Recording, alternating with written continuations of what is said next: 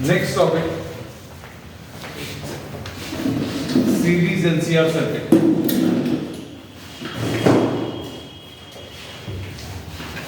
Now we are having all the three elements connected in series. A resistance R,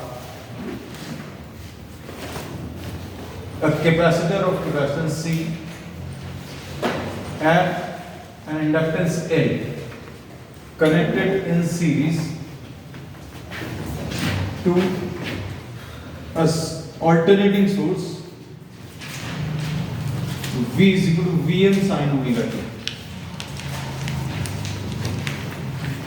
In response to this, suppose the current in the circuit is I, the instantaneous value of current in the circuit is I is equal to Im sin omega t मिलेगा. I is the instantaneous value.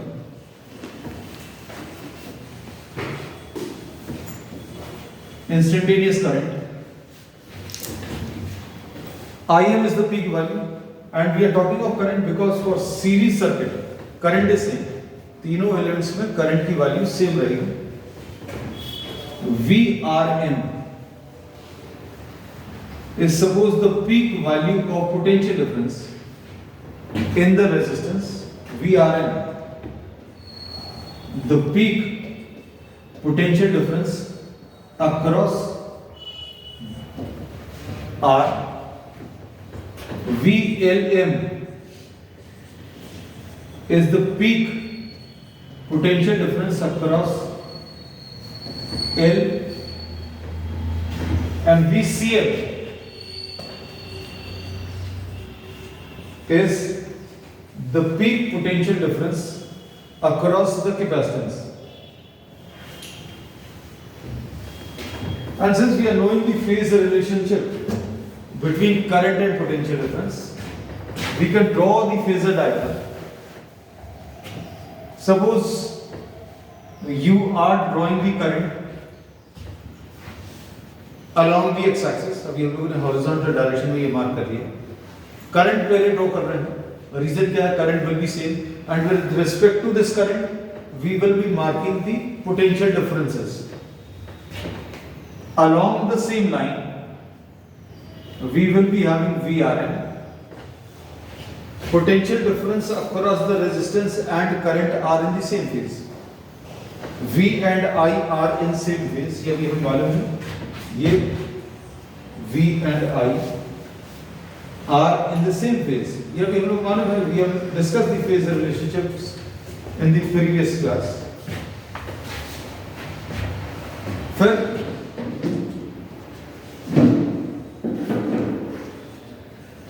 this is VLN. Potential difference leads the current in the inductor. या फिर अभी हम लोग कहते हैं कि current lag कर रहा है किसमें? इंडक्टर में. So we say that I lags V by 90 degrees in what? The inductor. This also we have discussed. Or VCM will be drawn. VCM ऐसे कुछ आगे. और इसमें कैपेसिटेंस में current leads the potential difference bye 90 degrees in the capacitor. And this is the final diagram. ये अगर याद रखेंगे तो सारे फेजर रिलेशनशिप्स याद रख सकते हैं. क्या कि VR जो है this is drawn in line with I, VL ऊपर बनाना, VC नीचे बनाना. इसको देखकर अभी हम लोग फेजर रिलेशनशिप्स कैसे याद रख सकते हैं कि potential difference leads the current in inductor, potential difference lags the current in capacitor. या फिर इसको कैसा बोल सकते हैं? कैपेसिटर में पोटेंशियल डिफरेंस यहां पर बना है, करंट यहां पर बना है. Current leads the potential difference bye 90 degrees. Potential difference inductor में यहां बना है, करंट यहां पर बनाया हुआ है. So we say that current lags the potential difference in the inductor. This also we have written down. And now since we are having three vectors VLM, VRM and VCM, अगर ये तीनों vectors को combine करना है into one, इन दोनों में से किसी एक को अगर हम बड़ा assume करेंगे, assume that suppose for this present case VLM is greater than VCM. This we are assuming. This may be otherwise also. कैसा VCM may be greater than VLM, ऐसा भी हो सकता है, लेकिन कोई एक लेकर चलना पड़ेगा. If the values are given, then obviously you will be knowing कि कौन सा बड़ा है. अब इसमें IM into XL will be greater than IM into XC. मतलब XL is greater than XC. So our assumption is that the inductive reactance is greater than the capacitive reactance. ये अगर बड़ा है, ये छोटा है, combining these two vectors,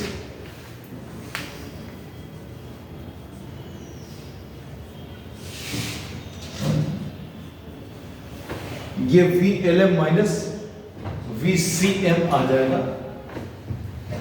और इस लाइन में here you are having VRM, और इसी लाइन में क्या है, यहां पर IM. Now you are having two vectors, तीन vectors थे, you are combined 2 into 1. So three vectors have been reduced to 2. तीन vectors थे, दो में कन्वर्ट होकर इन दोनों को कंबाइन कर दिया. अब ये दो vectors बचे हैं. These two vectors can be combined into one using the parallelogram law.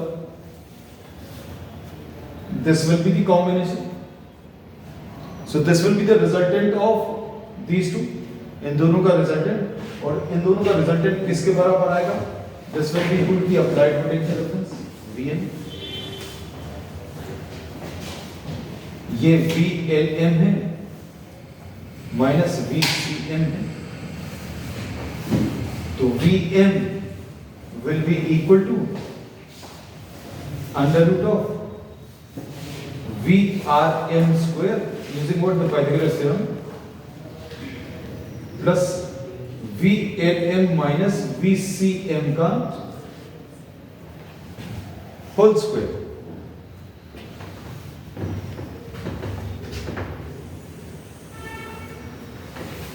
Now substituting the values, इसको भी हम लोग IM into R का होल स्क्वायर लिख दे रहे हैं, और यहां पर IM into XL minus IM into XC का होल स्क्वायर लिख दिया. We have substituted the values of V. इसमें से क्या कॉमन ले सकते हैं, दोनों जगह से IM कॉमन आ जाएगा, IM बाहर आ जाएगा, यहां पर under root of R square plus XL minus XC का whole square.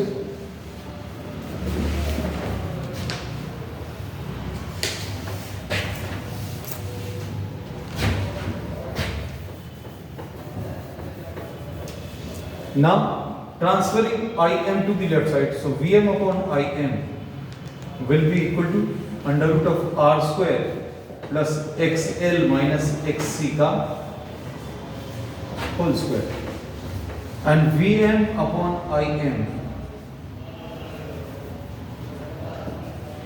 can be written as Z, which is the impedance of the circuit. So Z will be equal to under root of R square plus XL minus XC का whole square.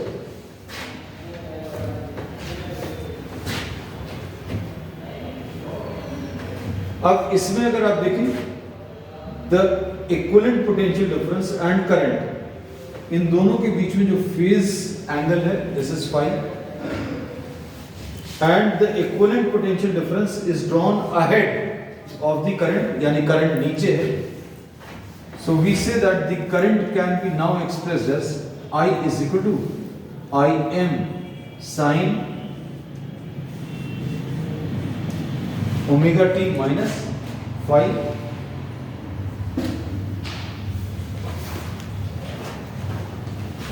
So the summary of the entire topic, V equal to Vm sin omega t लगाया. On applying this, current की value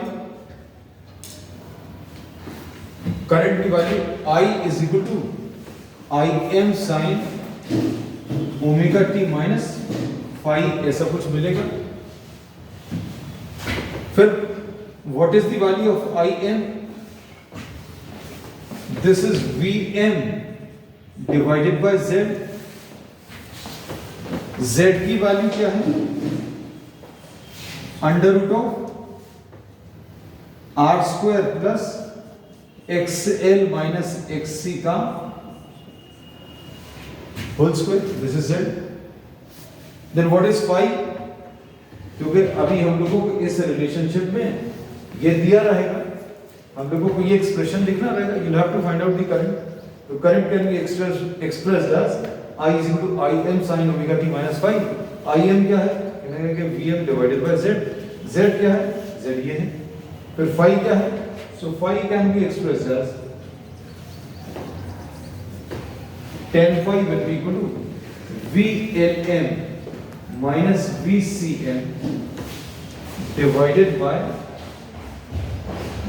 VRM, and substituting the values,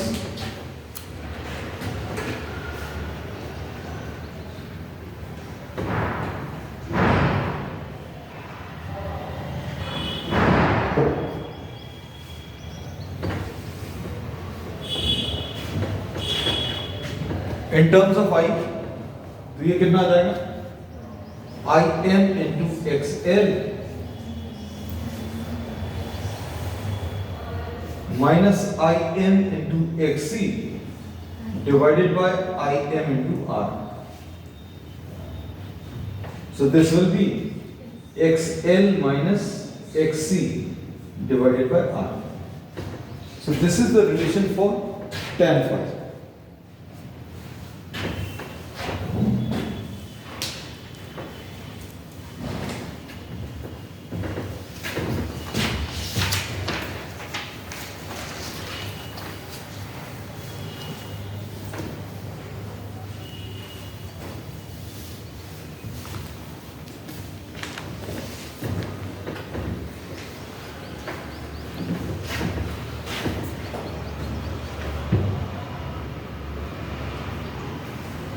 अब इसमें phi की value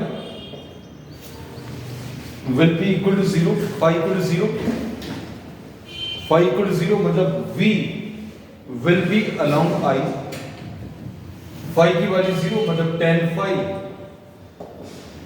will be equal to XL minus XC upon R will be equal to zero. और अगर ये zero है मतलब XL माइनस XC की वैल्यू जीरो है. और इसका मतलब क्या है? इसका मतलब ये है कि Z will be equal to under root of R square plus XL minus XC का whole square which will be equal to R. और ये अभी हमें ऑलरेडी मालूम है. When is the value of phi equal to 0? Value of phi 0 कब आता है? हम लोगों को ऑलरेडी मालूम है. When the circuit is purely resistive. Phi की value 90 degrees.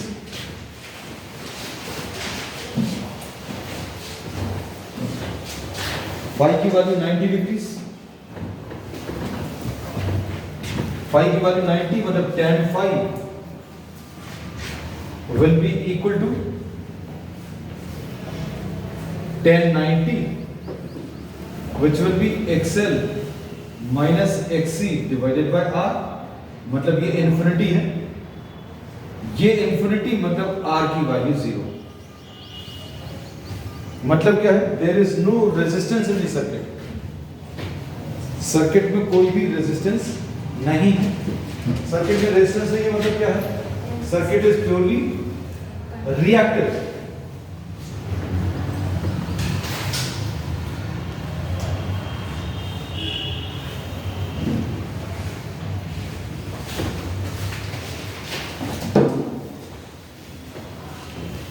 R equal to 0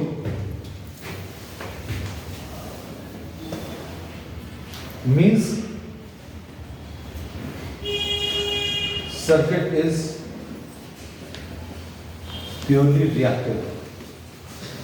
Reactive circuit मतलब either this is having L or C or combination of L और C. ये अभी हम लोगों को ऑलरेडी मालूम, this we already know that phi की वैल्यू 90 डिग्री कब होती है, या तो कैपेसिटेंस हो, कैपेसिटिव सर्किट हो या इंडक्टिव सर्किट।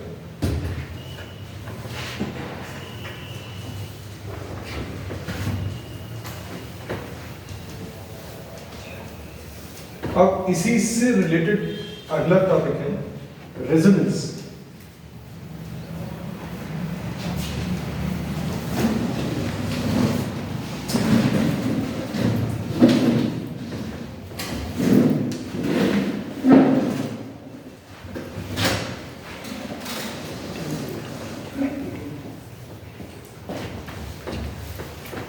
रेजोनेंस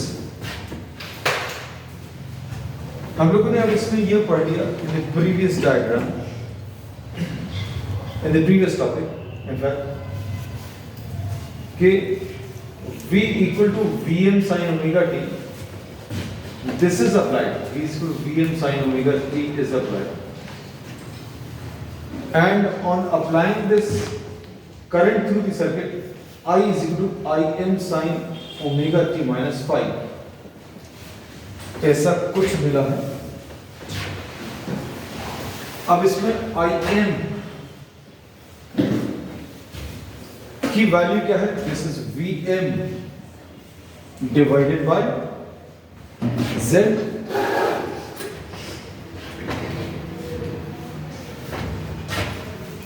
Z की वैल्यू क्या है? We know the value of Z। Z is under root of R square plus XL minus XC का whole square. So writing this Vm divided by Z under root of R square plus XL minus XC का whole square.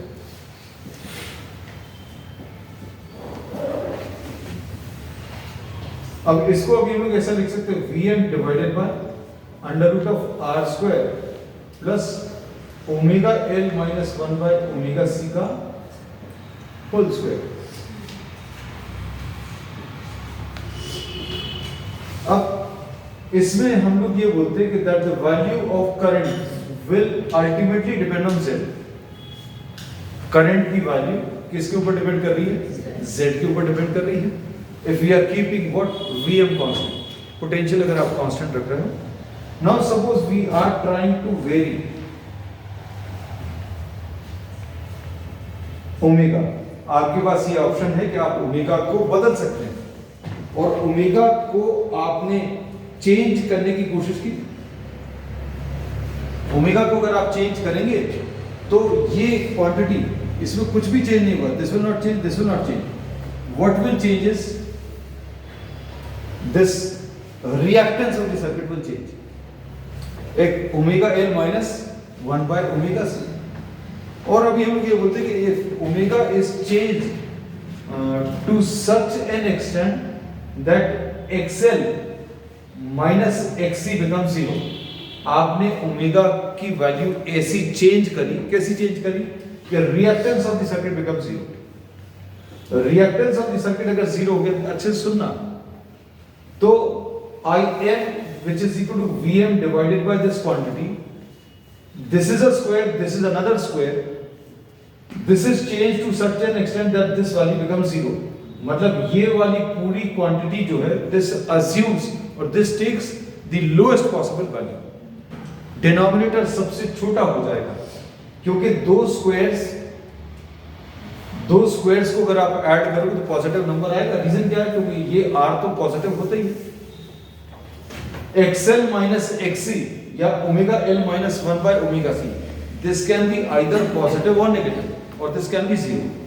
लेकिन ऊपर square लगा है, positive number का square करोगे तो भी पॉजिटिव आएगा, नेगेटिव नंबर का स्क्वायर करोगे तो भी पॉजिटिव आएगा।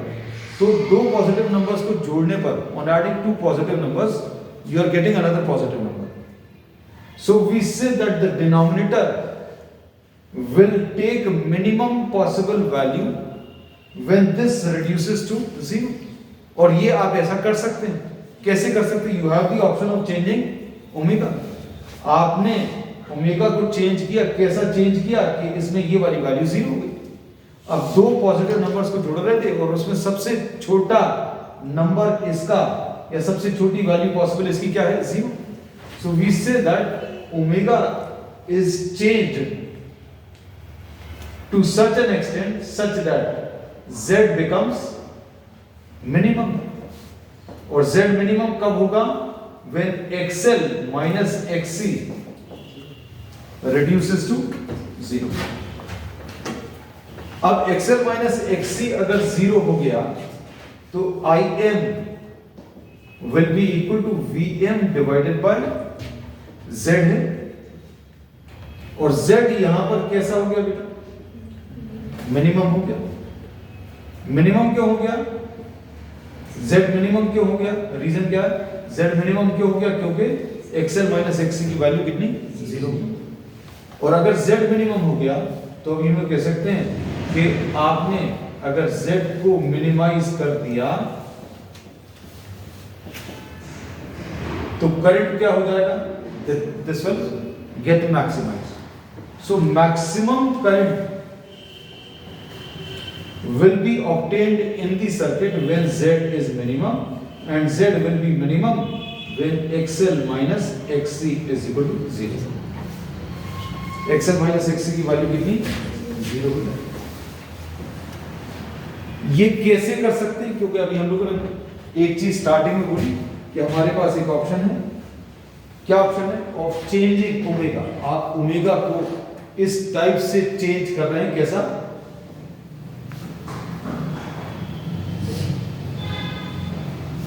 कैसा चेंज कर रहे हैं आप? ओमेगा को ऐसा चेंज कर रहे हैं कि ये reactance of the circuit become 0। और रिएक्टेंस ऑफ द सर्किट अगर 0 हो गया तो डिनोमिनेटर में ये वाली वैल्यू छोटी हो जाएगी, मिनिमम हो जाएगी। और मिनिमम हो जाएगी, डिनोमिनेटर मिनिमम, तो करंट कैसा? मैक्सिमम आ जाएगा। अब ये कब पॉसिबल होगा और इसका क्या फायदा है, रेजोनेंस क्या है, ये अब हम लोग इसमें डिस्कस करेंगे। ये ओमेगा एल है माइनस ये क्या है? 1 upon omega C, this is equal to 0। और omega L is equal to 1 upon omega C, और omega square will be equal to 1 upon LC, या omega will be equal to 1 upon under root of LC. This is termed as the resonance frequency.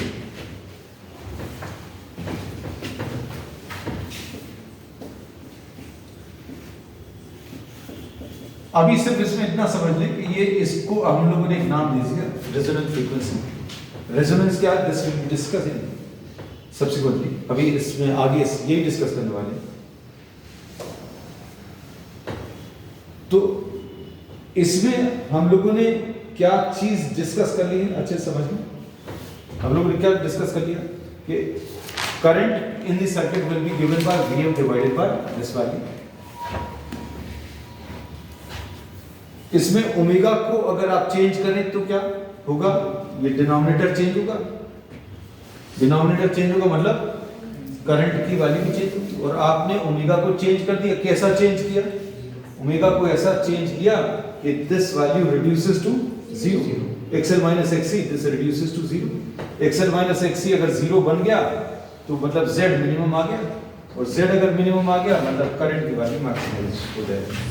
और ये कितनी frequency पर possible है? इसको अब हम लोग रेजोनेंस फ्रीक्वेंसी बोलते हैं।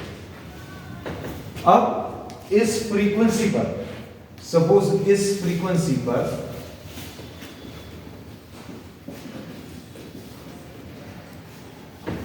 फ्रीक्वेंसी पर क्या बोल सकते हैं, XL is equal to XC है, और क्या XL माइनस XC की वैल्यू 0 है, और क्या चीज Z की वैल्यू मिनिमम है, और Z की वैल्यू मिनिमम कितनी है, क्या मिलेगी R² यानी R, और करंट की वैल्यू कैसी है, क्या मिलेगी maximum.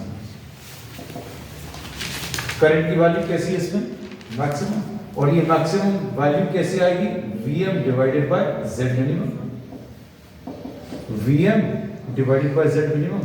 Yeah. So this is the maximum current in the circuit. Maximum possible current in the circuit ऐसा कुछ आएगा।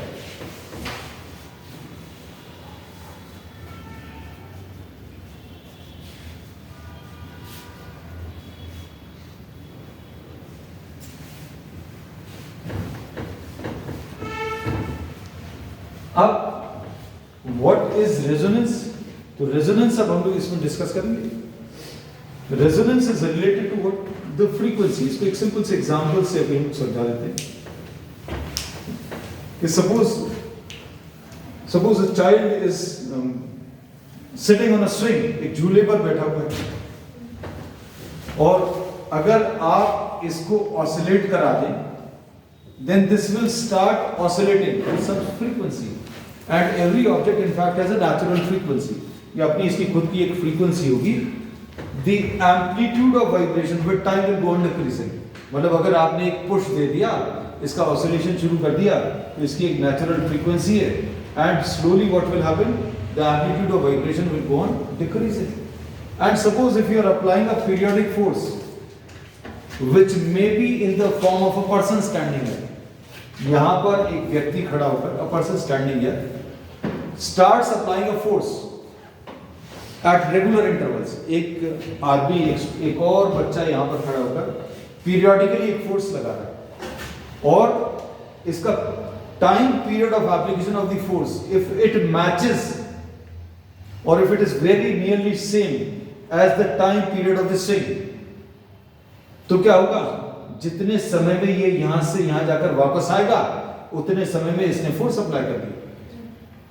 So this periodic force is being applied here, and the frequency of the applied force, if it is very nearly equal to the frequency of the swing, then what will happen, जितने समय में ये झूला खाकर यहां तक आएगा, उतने समय में ये पीरियडिक फोर्स लगे, एक धक्का लगा दिया, फिर ये एक चक्कर लगाकर आया वापस, फिर एक फोर्स लगा दिया।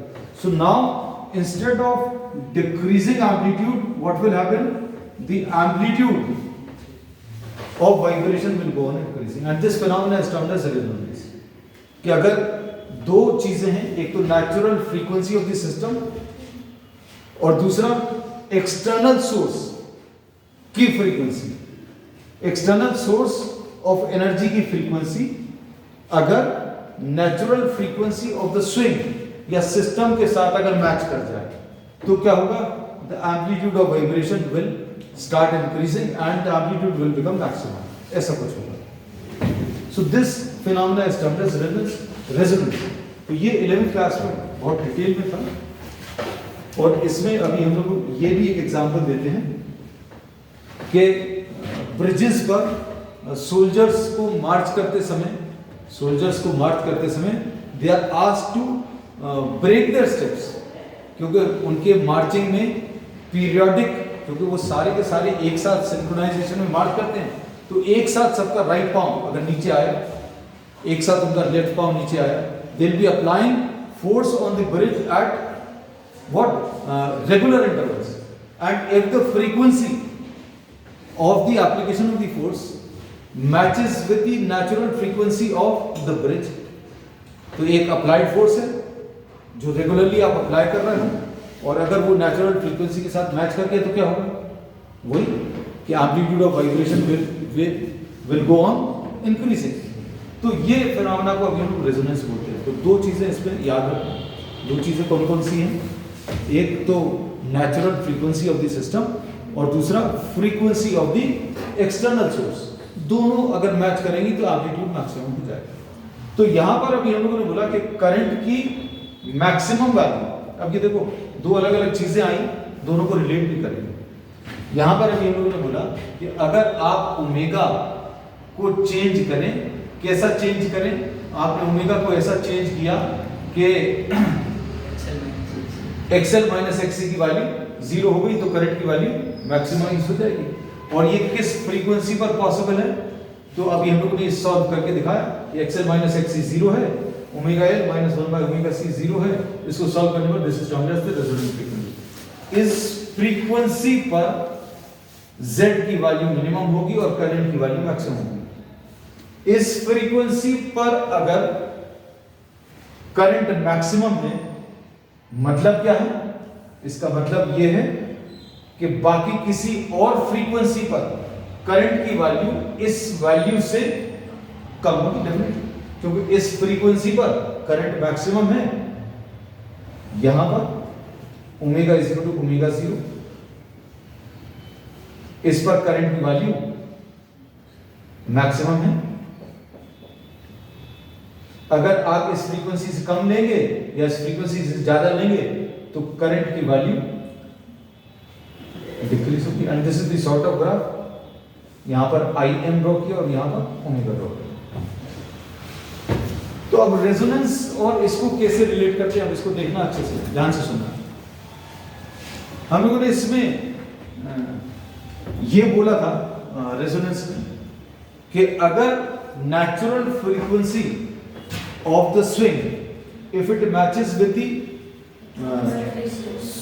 frequency of the applied source, external applied force, then the amplitude will go on increasing and this is termed as resonance. अब ये चीज अभी लोग कहते हैं अप्लाई होती है किसमें? In tuning of radios.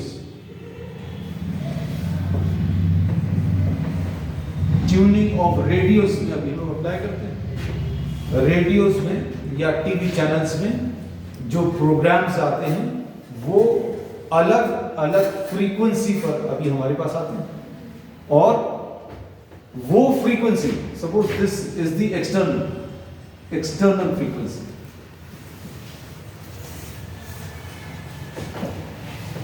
और हमारे पास रेडियो स्टेशन को ट्यून इन करने के लिए यू हैव अ नॉब। आप जनरली देखते हो कि आप नॉब घुमाते हो, अगर आपको एफएम लगाना है तो 93.8 एफएम लगाना है, you have to tune in to the radio. आजकल तो चैनल्स आ गए हैं, you just have to type the number of the button, तो वो चैनल कनेक्ट हो जाता है। नहीं तो पहले जो आता था एक नॉब आता था and used to turn in और tune in to the required radio station. तो इसमें अभी लोग बोलते हैं एक्सटर्नल फ्रीक्वेंसी क्या है? बहुत सारे चैनल्स जो अलग अलग फ्रीक्वेंसीज पर अभी हम प्रोग्राम्स ले रहे हैं, और हमारे पास क्या है? वो नॉब है जिसको भी हम घुमा सकते हैं। तो नॉब को घुमाने पर what we can change is we can change the capacitance. हम लोग किसको चेंज करते हैं? कैपेसिटेंस को चेंज करते हैं। और कैपेसिटेंस को अगर चेंज करेंगे तो क्या चीज चेंज हो रही है बेटा? अगर कैपेसिटेंस को चेंज कर रहे हैं तो क्या चेंज होगा? 1/√LC। If you are changing C, you are changing omega. और अगर ओमेगा चेंज कर रहे हैं, what you are trying to do, you are trying to match the frequency. किसकी फ्रीक्वेंसी को मैच करने की कोशिश कर रहे हैं? Required radio station. जैसे मान लीजिए रेड एफएम आपको लगाना है, तो रेड एफएम जिस फ्रीक्वेंसी पर आ रहा है उसकी फ्रीक्वेंसी को हम अपने रेडियो की फ्रीक्वेंसी के साथ मैच करा रहे हैं। कैसे मैच करा रहे हैं? मैच कराने का तरीका नॉब को घुमाकर। नॉब को घुमाने पर क्या चीज चेंज होगा? कैपेसिटेंस चेंज होगा। और कैपेसिटेंस अगर चेंज होगा तो क्या होगा? कैपेसिटेंस चेंज होने पर ये फ्रीक्वेंसी चेंज होगी। और जब ये रिक्वायर्ड फ्रीक्वेंसी मतलब जब हमारे सिस्टम की फ्रीक्वेंसी और एक्सटर्नल जो रेडियो स्टेशन जो रिले कर रहा है उसकी फ्रीक्वेंसी मैच कर जाएगी, तो क्या हो जाएगा? अगर ये मैच कर जाएगी, ओमेगा इक्वल टू ओमेगा 0 आ जाएगा, तो क्या होगा? हम लोगों ने बोला XL will be equal to XC, Z will be minimum and current will become maximum. Current maximum हो जाएगा और उसकी जो रिक्वायर्ड रेडियो स्टेशन है या रिक्वायर्ड चैनल जो है वो कनेक्ट हो जाएगा। अब ज़्यादा इजी हो गया है as compare to previous days. पहले अभी लोग कहते हैं नॉब को घुमाकर हम लोग किसको चेंज करते थे? कैपेसिटेंस को चेंज करते थे। अब क्या कर रहे हैं, अब हम लोग कुछ जो फ्रीक्वेंसी पर प्रोग्राम या कोई पर्टिकुलर चैनल आ रहा है वो फ्रीक्वेंसी अभी हम लोग डायरेक्टली ले सकते हैं, घुमाने की जरूरत नहीं पड़ेगी। You just have to type the number, जैसे मान लीजिए कोई चैनल नंबर है 213, you just have to press the buttons, और ये बटन्स दबाने पर क्या होगा, जो हमारे सिस्टम की फ्रीक्वेंसी है और एक्सटर्नल सोर्स है जो रिक्वायर्ड रेडियो या टीवी स्टेशन है उसकी फ्रीक्वेंसी मैच कर जाएगी and we will get connectivity to the required radio station. ठीक है, so this is all about what resonance. तो रेजोनेंस में बेसिकली क्या क्या चीजें हैं बताओ।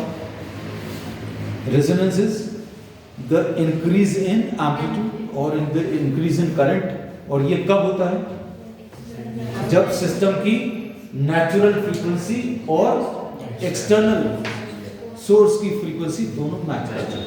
और अगर ये मैच कर जाएंगी ओमेगा 0 to ओमेगा 0 अगर ये है तो क्या होगा, Z की वैल्यू मिनिमम हो जाएगी और करंट की वैल्यू मैक्सिमम हो जाएगी। और इस फ्रीक्वेंसी पर करंट की वैल्यू कैसी रहती है, मैक्सिमम।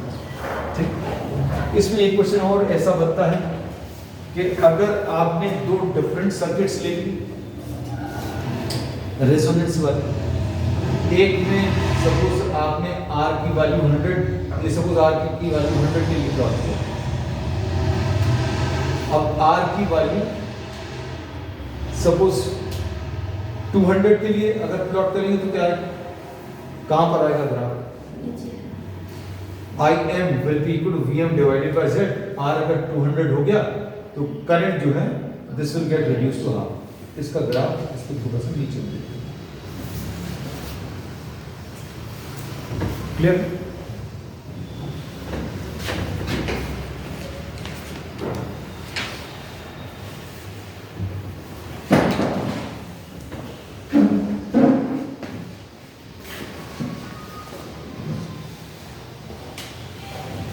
Next power consumption.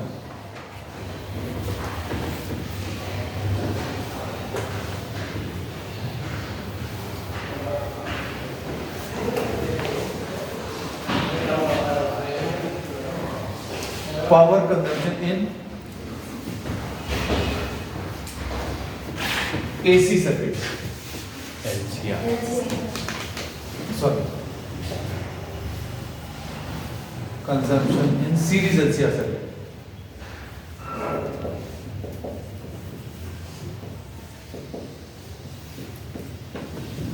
आप लोग जाग रहे हो।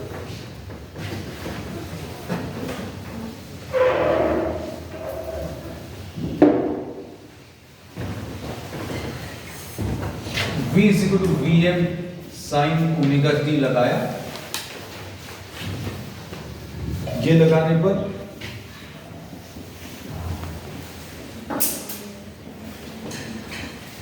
Im sin omega t minus pi आया। ये पिछले ही टॉपिक का जो अभी हमने पढ़ा था।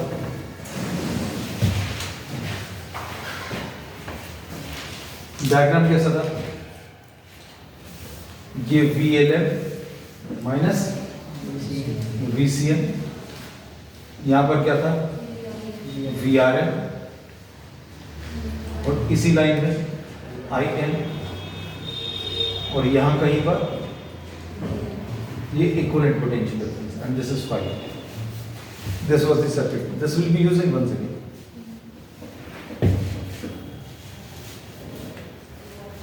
We take a small time dt, छोटा सा टाइम dt अगर लेंगे तो पावर कंजम्पशन या इलेक्ट्रिकल वर्क डन कैसे मिलेगा, V इंटू आई इंटू डी टी।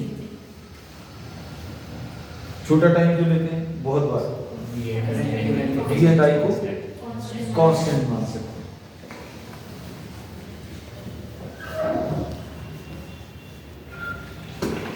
आई की वैल्यू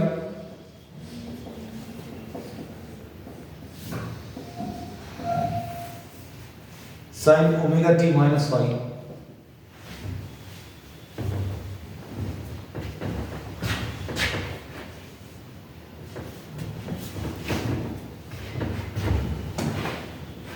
कितना आ जाएगा ये Vm into I M sine omega T. इसको क्या लिखेंगे? Sine omega T cos phi, cos omega T sine phi and D T.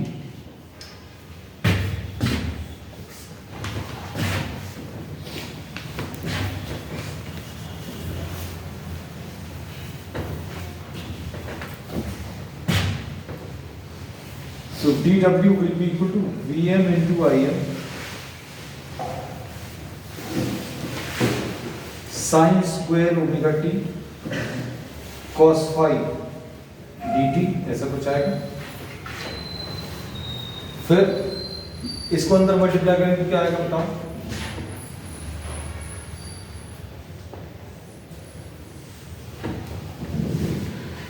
Vm into Im into sin omega t cos phi cos omega t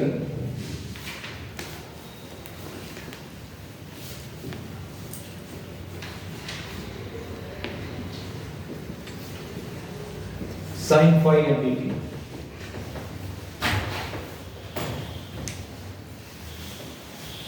total electrical work done, integration of dW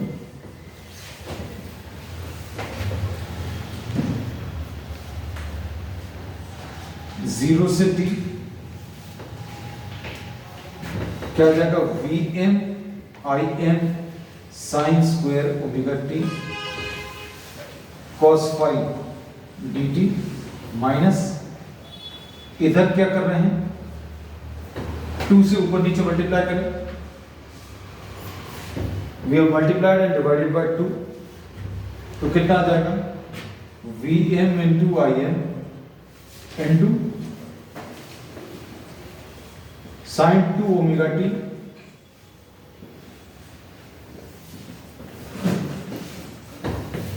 divided by 2।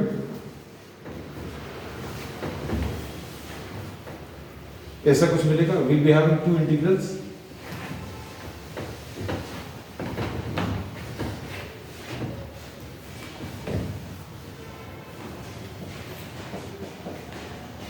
Vm into Im into cos phi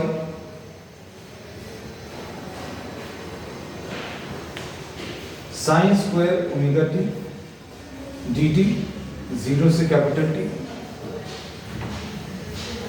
फिर यहां पर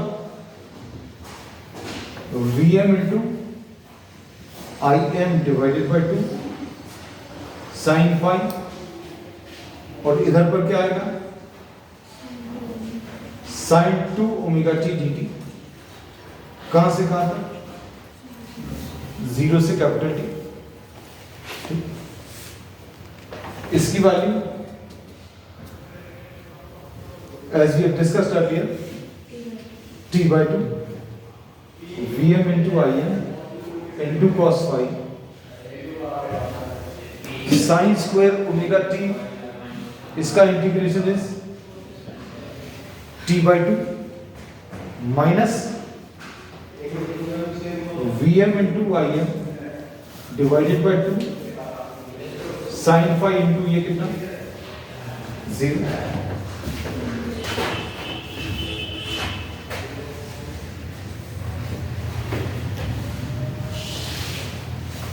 so power consumption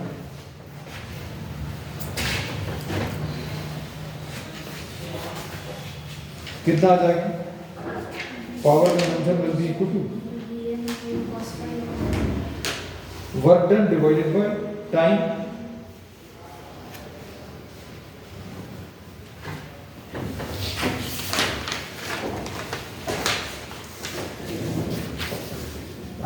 Vm into Im into cos phi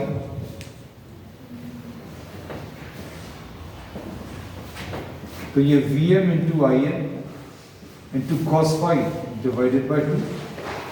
इस 2 को भी हम लोग √2 into √2 split कर सकते हैं। This will B Vrms। इस 2 को भी हम लोगों ने √2 और ये √2 लिख लिया। So Vm upon root 2 is Vrms, IRMS into cos phi. This is the final relation.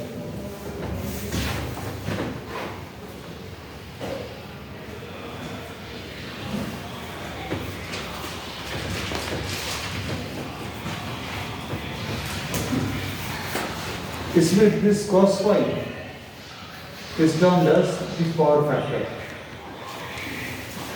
इसको भी हम लोग पावर फैक्टर बोलते हैं.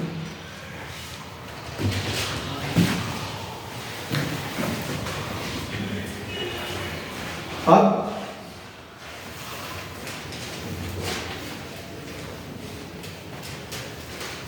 cos phi की वैल्यू बेस अपॉन हाइपोटेन्यूज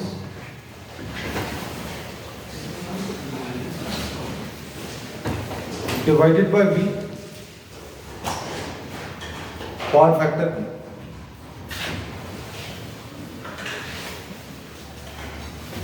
ये कितना आ जाएगा im into r upon im into z. So this will be r upon z.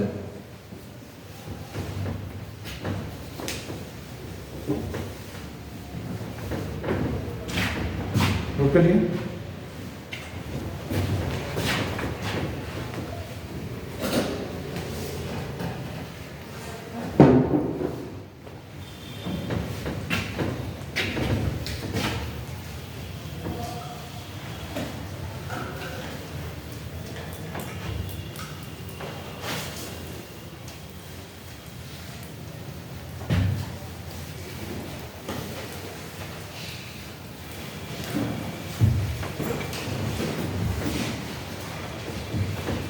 अब इसमें कुछ केसेस लेंगे.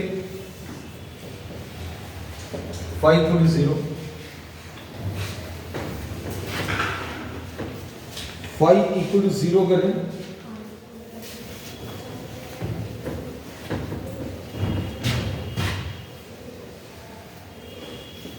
cos phi is equal to cos 0 is equal to 1 आ जाएगा. This is equal to r upon z. तो r will be equal to z, मतलब z किसके बराबर आ जाएगा? r के बराबर. z r के बराबर कब होता था? अपन लोगों ने अभी पढ़ा है. At resonance, this happens at resonance.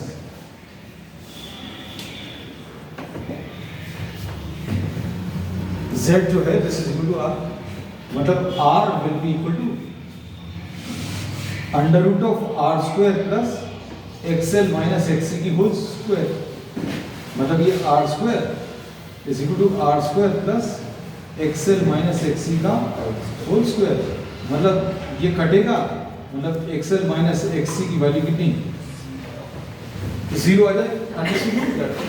At resonance xl minus xc is 0. और इसको सॉल्व करने पर फिर से वही कंडीशन मिलेगी. Omega l minus 1 by omega c is equal to 0. Omega square is equal to 1 upon LC और omega is equal to 1 upon under root of LC. तो रेजोनेंस पर, एट रेजोनेंस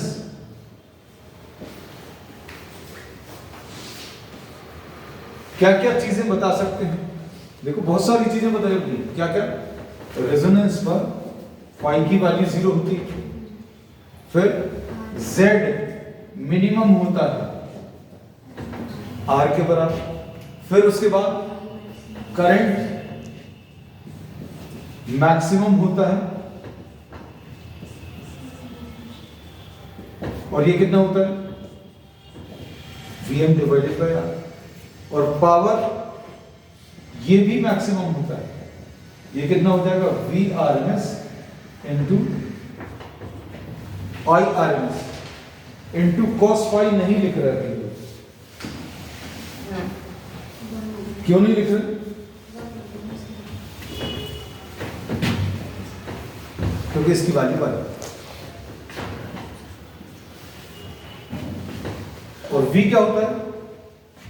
v होता I into z.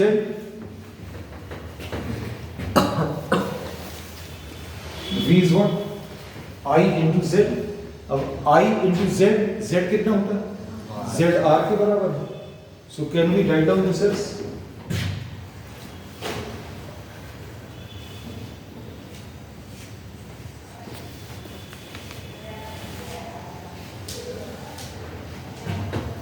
VRMS into IRMS into cos phi, IRMS into R into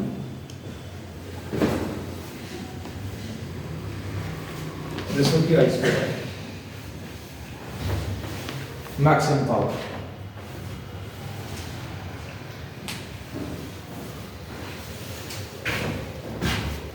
फिर इसमें और cases क्या हो सकते हैं पॉसिबल? फाई की वैल्यू 90 डिग्रीज,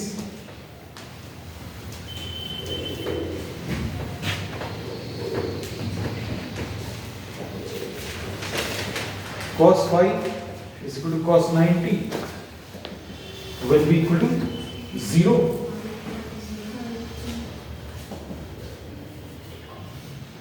और ये कितना होता है? R upon Z, मतलब R की वैल्यू 0, R की वैल्यू 0 का मतलब क्या है? नो रेजिस्टेंस, नो रेजिस्टेंस मतलब circuit is purely reactive.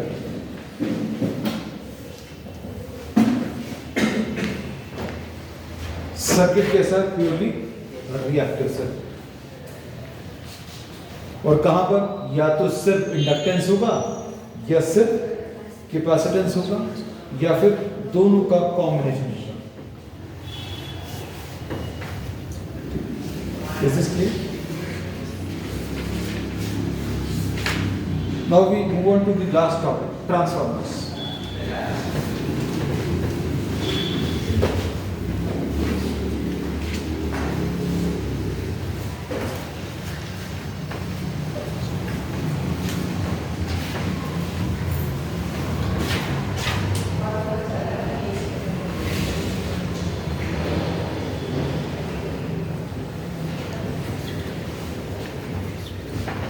Transformers जो है, these are devices which are used to transform. ये ट्रांसफॉर्म करते हैं यानी कि चेंज करते हैं. किसको चेंज करते हैं? वोल्टेज को चेंज करते हैं.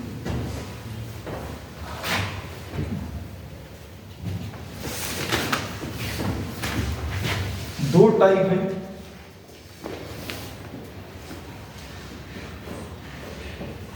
लो वोल्टेज को हाई वोल्टेज में चेंज करना या हाई वोल्टेज को लो वोल्टेज में चेंज करना. और जैसा इनका फंक्शन है,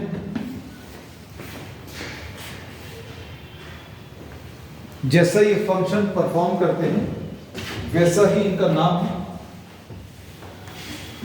this is termed as the step up transformer,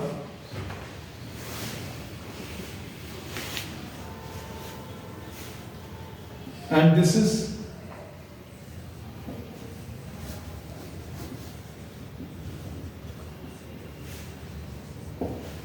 the step down transformer.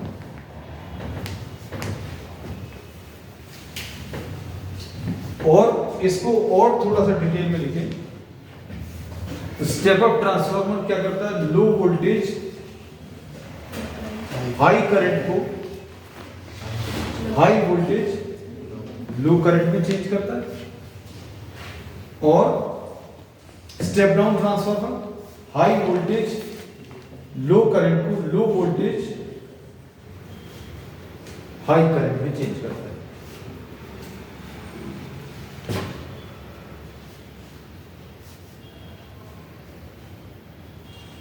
Symbol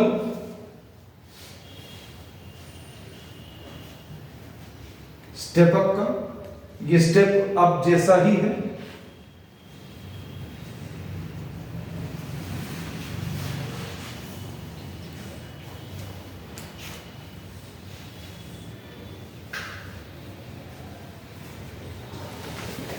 This is the symbol for step down transformer.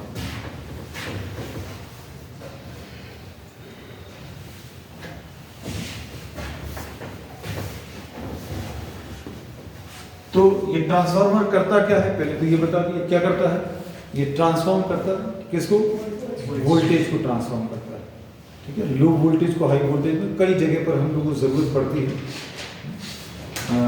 Voltages को चेंज करना, लो से हाई, हाई से low, so we make use of transformers and this is a device which is based on the principle of mutual induction. Induction पर based है ऐसा भी कह सकते हैं, क्योंकि इसमें एक में करंट पास करेंगे जो कि चेंज होगा, दूसरे में करंट जनरेट हो जाएगा। एक में अल्टरनेटिंग ईएमएफ अप्लाई किया, दूसरे में अल्टरनेटिंग ईएमएफ जनरेट हो गया। अब this consist of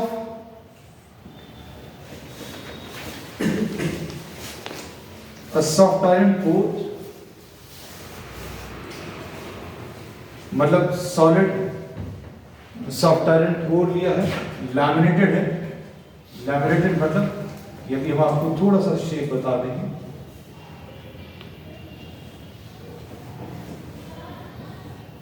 These are the laminations.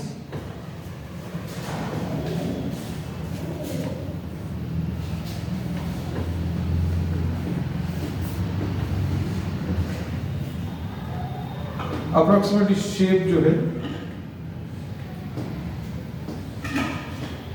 एक 3 डायमेंशन व्यू तो आपको मिल ही जाएगा कि कैसा है।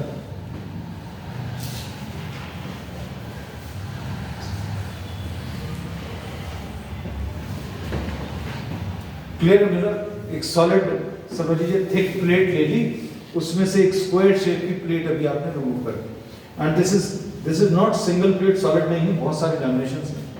जैसे समझ लीजिए एक पेज लिया, एक रेक्टेंगुलर पेज लिया, उसमें इस टाइप का एक होल बना दिया, तो आपको पेज जो बचेगा वो इस टाइप का कुछ बचेगा, और ऐसे बहुत सारे पेजेस एक के ऊपर एक रख लिए, तो जो शेप बनेगा वैसा कुछ आएगा। So this consist of a soft iron core. अब हम लोग ऐसा नहीं बनाएंगे,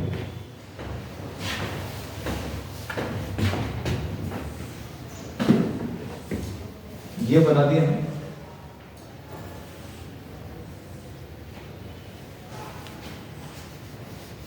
इसके दोनों आर्म्स पर अभी हम लोगों ने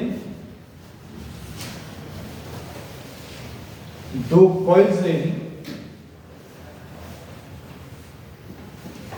डायग्राम ले लेना साथ।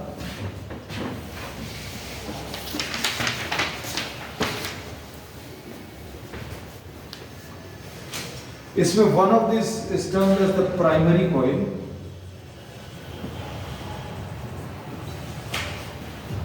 and the other one is termed as the secondary.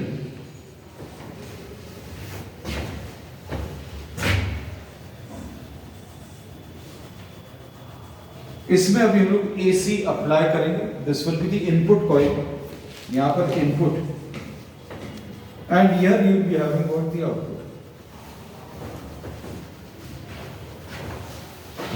अगर आप AC अप्लाई करेंगे, ऑल्टरनेटिंग करंट अगर इस प्राइमरी कॉइल में वर्क, ध्यान से सुनना, अगर करंट अभी हम लोग प्राइमरी में पास करेंगे, this current will change, and since this is an inductor, ये इंडक्टेंस है या कॉइल है, ये मैग्नेटाइज होगी, this coil will get magnetize, and the magnetism और the magnetic properties of this coil will depend on the current के ऊपर depend करेगा।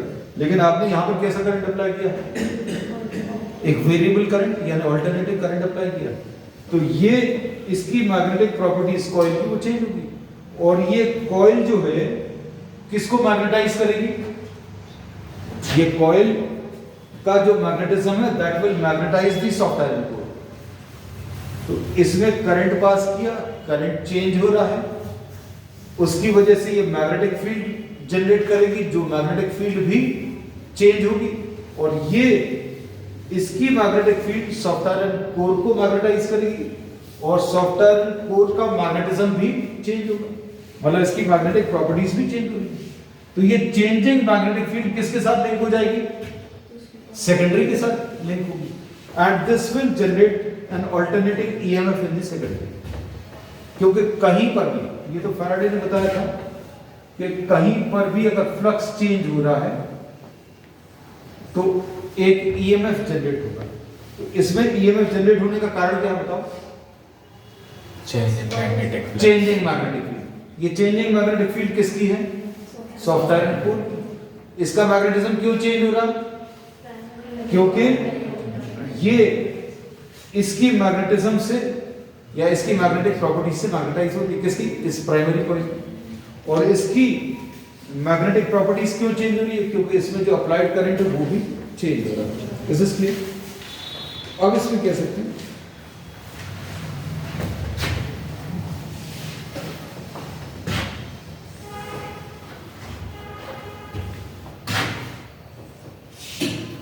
EMF induced in the primary,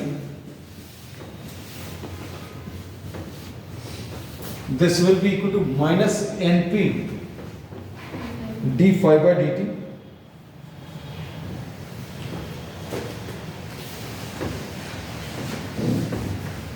और this EP will be equal to VP। EMF जो है voltage के बराबर आएगा। इसके दो रीजंस अभी हम लोग कह सकते हैं। अच्छा सुनना, क्योंकि इस पर बेस्ड क्वेश्चन बन सकता है। V इज इक्वल टू क्या होता है? E माइनस आई आर, ऐसा कुछ रिलेशनशिप एग्जिस्ट करता था। तो अब हम लोगों ने इसमें ये बोला कि I is equal to V divided by R है।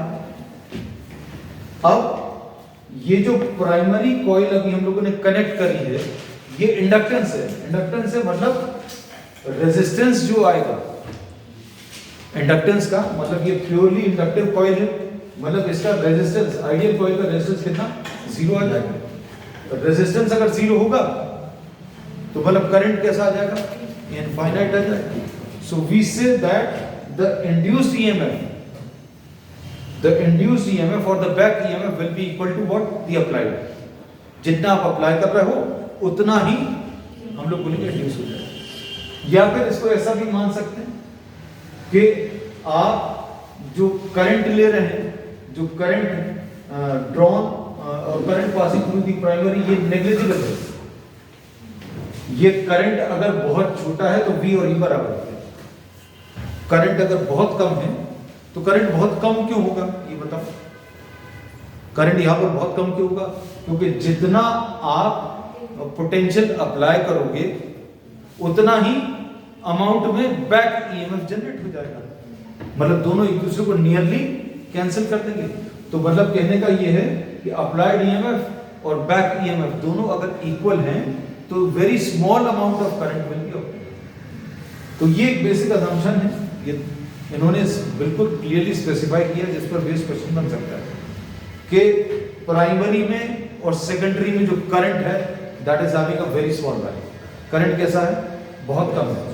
करंट अगर बहुत कम है तो उससे फायदा क्या मिलेगा? पहले V और E बराबर है, ये याद है। तो फॉर्मूला किसका है? फैराडेज लॉ से इंड्यूस्ड ईएमएफ का है, लेकिन उसी को अभी हम लोगों ने किसके बराबर ले लिया? वोल्टेज के बराबर। EP is equal to VP is equal to minus NP d phi by dt।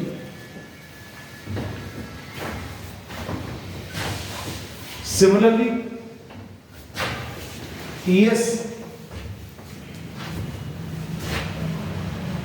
which is also equal to VS, ES और VS कब इक्वल है? कब मान सकते हैं? When very small amount of current is drawn from the secondary coil. This will be equal to minus NS d phi by dt। दोनों को आप डिवाइड कर लीजिए।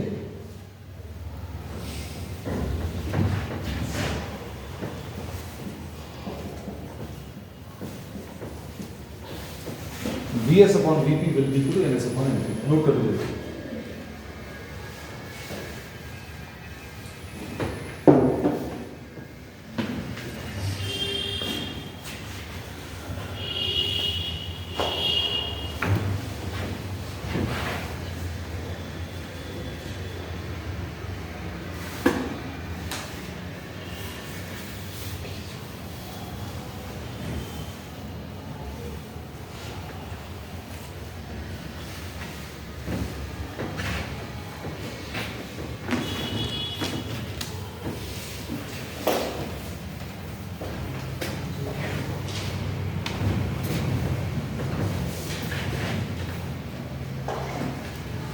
अब ये जो रिलेशनशिप डिराइव किया है, this is based on 3 basic assumptions जो अभी हमने डिस्कस भी कर ली, वो फिर से डिस्कस करेंगे। क्या कि प्राइमरी का करंट बहुत छोटा है, दूसरा सेकेंडरी का भी जो करंट है वो बहुत कम है, तीसरा the same flux is getting linked with the primary and the secondary. मतलब जितना फ्लक्स इसने जनरेट किया वो पूरा का पूरा सेकेंडरी के साथ लिंक हो गया। तो 3 असम्पशंस ये लिख लेना। 3 असम्पशंस क्या है कि प्राइमरी का करंट वेरी स्मॉल, सेकेंडरी का current very small and same amount of flux.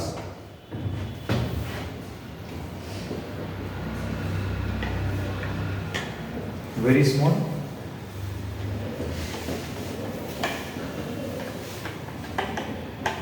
flux through primary and secondary is same. So these are the 3 assumptions.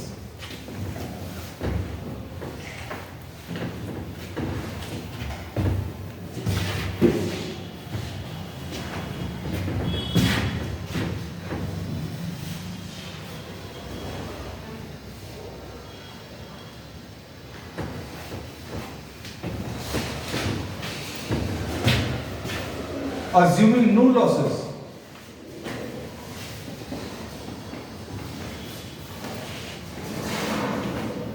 Losses अगर बिल्कुल भी नहीं है आइडियल कंडीशंस के लिए, the power in the input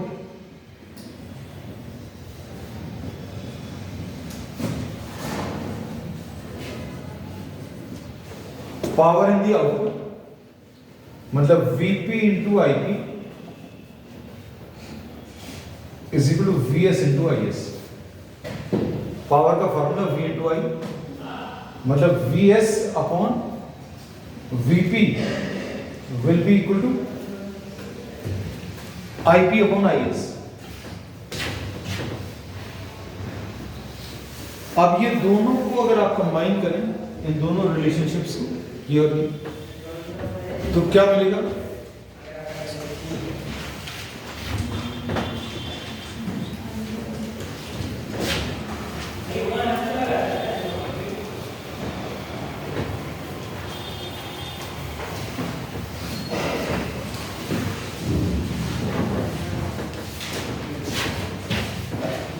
Vs upon Vp is equal to Ns upon Np is equal to Ip upon Is।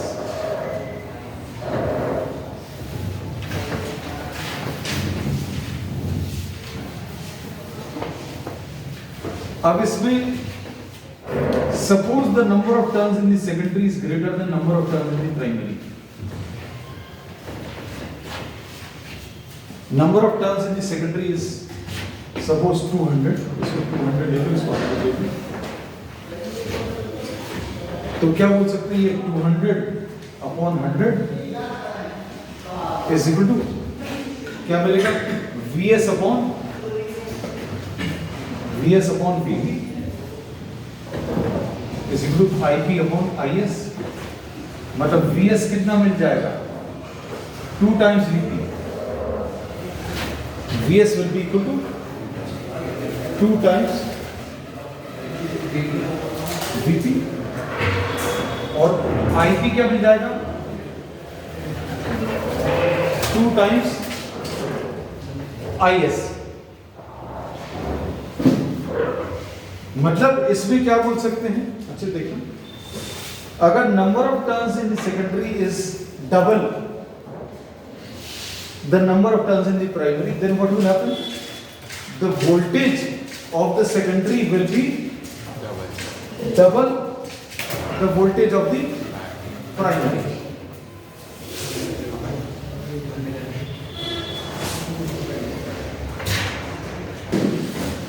इसमें number of turns अगर double है सेकेंडरी के as compare to number of turns in the primary, then voltage of the secondary will be double।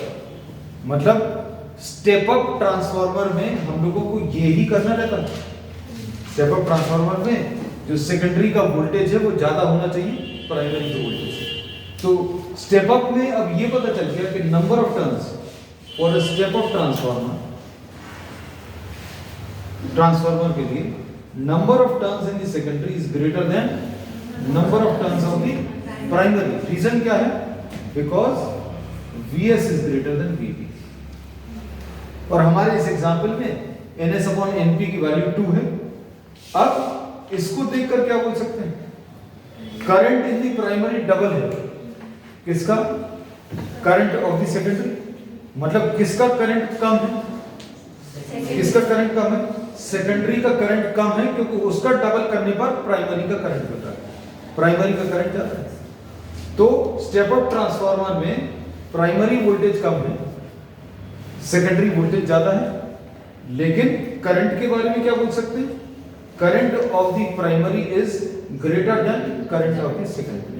तो ये चीज अभी हम लोगों ने बोला ही था। स्टेप अप ट्रांसफार्मर क्या करता है?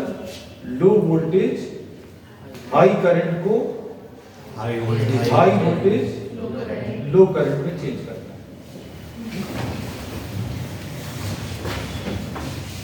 अब इसमें नेक्स्ट टॉपिक है losses, the different types of losses in a transformer.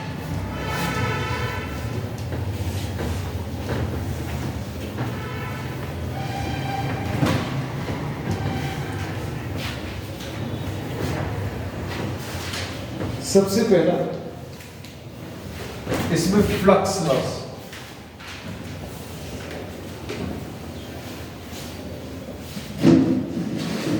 हम लोगों ने ये अज्यूम किया था कि जितना फ्लक्स प्राइमरी ने जनरेट किया है, the entire flux gets linked with the turns of the secondary, but this is not true. There is always some loss of flux. कुछ लॉस ऑफ फ्लक्स रहेगा, और ये लॉस ऑफ फ्लक्स को कम रखने के लिए हम लोग ऐसा कर सकते हैं कि आप दोनों प्राइमरी और सेकेंडरी को एक के ऊपर एक वाइंडिंग कर दें। मतलब ये जो लिया था हम लोग कुछ इस शेप का ले सकते हैं। प्राइमरी ये ले लिया, इसी के ऊपर सेकेंडरी की वाइंडिंग्स ले सकते हैं, insulated from each other.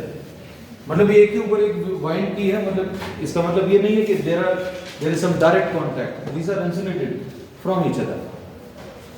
So flux leakage, मतलब जितना फ्लक्स प्राइमरी से लिंक्ड है वो पूरा का पूरा सेकेंडरी से लिंक हो जाए, ऐसा पॉसिबल नहीं होता। ऐसा इस केस में तो बिल्कुल ही नहीं होता।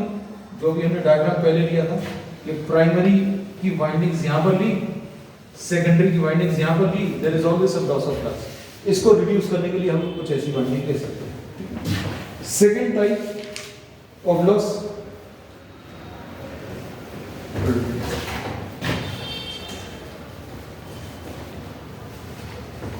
Heat loss in the windings.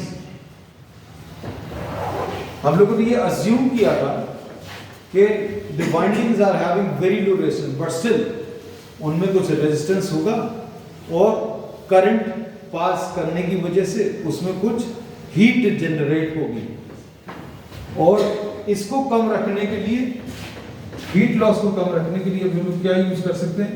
We can use thick wires. Wires can be used for the windings, for the primary and the secondary windings.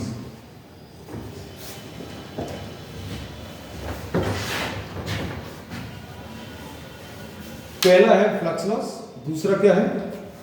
Resistance, heat loss in the windings, तीसरा है eddy currents,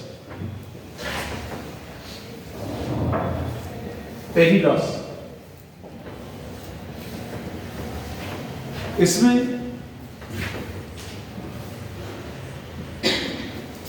हम लोगों ने primary और secondary की winding से soft iron core के ऊपर किया था। Changing magnetic field gets linked with the core also. Changing magnetic field क्योंकि करंट चेंज हो रहा है, वो करंट चेंज होने की वजह से कॉइल्स की जो मैग्नेटिज्म है वो भी चेंज हो रही है, और वो चेंजिंग मैग्नेटिक फील्ड इसको मैग्नेटाइज कर रहा है, और ये मैग्नेटिक प्रॉपर्टीज इसकी भी चेंज हो रही है, इसका मैग्नेटिज्म चेंज हो रहा है। तो चेंजिंग मैग्नेटिक फील्ड अगर इसके थ्रू लिंक हो रही है कोर के थ्रू, तो ये लोग बोलेंगे कोर में भी करंट जनरेट होगा। और कहां जनरेट होगा? Since no well defined paths are given, circuit तो बनाया नहीं है आपने, तो इलेक्ट्रॉन्स को जहां पर भी रास्ता मिलेगा लोकलाइज्ड, ऐसे में या ऐसे में, कहीं पर भी लोकलाइज्ड करंट जनरेट होगी, and this will be generating some heat and there will be some loss of energy in the core में एक लॉस रहेगा। अब इसको रिड्यूस करने के लिए आप सॉलिड सॉफ्ट आयरन कोर लेने की जगह क्या करते हैं? Laminated soft iron core use करते हैं। तो एडी लॉस क्या है? It is the loss due to currents, localized currents generated in the core due to changing magnetic. इसको कम करने के लिए क्या किया जा सकता है? कम करने के लिए लैमिनेटेड कोर यूज कर सकते हैं, ठीक है। फिर फोर्थ है हिस्टेरेसिस।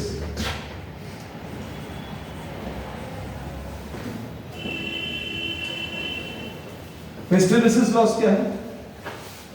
हम लोग बोलते हैं कि करंट जो इसमें अप्लाई कर रहे हो या करंट जो जनरेट हो रहा है वो अल्टरनेटिंग टाइप का है, मतलब करंट एक स्पेसिफिक डायरेक्शन में फ्लो करेगा, फिर direction of current will change, फिर रिवर्स होगा। तो इसकी जो मैग्नेटिज्म भी है वो भी अपनी पोलैरिटी चेंज करेगा, मतलब ये बार बार मैग्नेटाइज होगा, डीमैग्नेटाइज होगा, रीमैग्नेटाइज होगा ऑपोजिट डायरेक्शन में। सो this process of repeated magnetization and demagnetization of the core will result in some loss of energy, and this is termed as what? The hysteresis loss। और हम लोग ऐसा मटेरियल यूज करने की कोशिश करेंगे, ऐसा मटेरियल कोर के लिए भी लोग ऐसा मटेरियल यूज करेंगे जिसका हिस्टेरेसिस लॉस बहुत कम है, और ये जनरली हम लोग बोलते हैं सॉफ्ट आयरन। तो चार लॉसेस कौन कौन से हैं? पहला है फ्लक्स लॉस। फ्लक्स लॉस क्या है? जितना फ्लक्स प्राइमरी ने जनरेट किया, the entire flux does not get link with the turns of the secondary, ठीक है, there is always some loss of flux. इसको कम करने का तरीका क्या है? इसको कम करने के लिए the windings of the primary and the secondary can be done one over the other, जैसे इसमें लिखा है। दूसरा heat loss in the windings. तो अब ये लोग बोलते हैं करंट्स जो आप पास करते हैं या करंट जो जनरेट होगा सेकेंडरी में, उसकी वजह से there will be some loss of energy in the primary and the secondary coil. इसको कम करने के लिए क्या कर सकते हैं? This loss will be in the form of heat. तो करंट जो है, करंट पास होगा मतलब हीट आएगी। अब इसको कम करने के लिए क्या कर सकते हैं? You can use thick wires. तीसरा टाइप का लॉस क्या है? AD loss. एडी लॉस किसकी वजह से? This is due to current induced in the localized currents induced in the core due to variable or varying time varying magnetic field। Magnetic field जो change हो रही है उसकी वजह से इसके अंदर करंट आएंगे, लोकलाइज करंट। इसको कम करने के लिए क्या कर सकते हैं? Laminated software, laminated core use कर सकते हैं। Hysteresis, this is due to repeated magnetization and demagnetization. इसको कम करने के लिए ऐसे मटेरियल का चुनाव करना है जिसका हिस्टेरेसिस लॉस कम हो, और वो अभी हम सॉफ्ट आयरन इसमें यूज करते हैं, ठीक है। So this finishes the chapter alternating current.